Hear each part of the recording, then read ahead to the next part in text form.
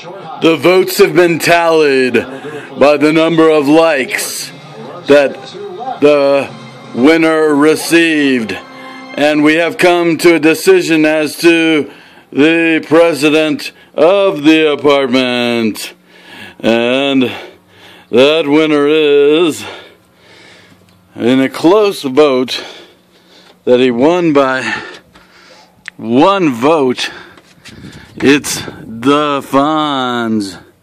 He received 7 votes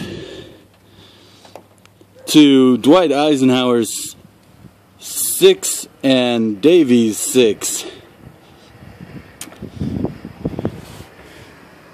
And now Fonz swearing in. This is a special moment in the apartment's history. Hey!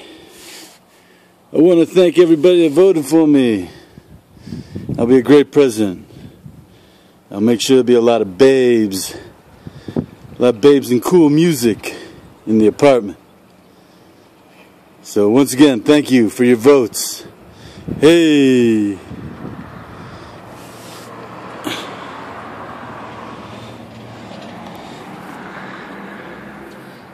Fonzie won the apartment president.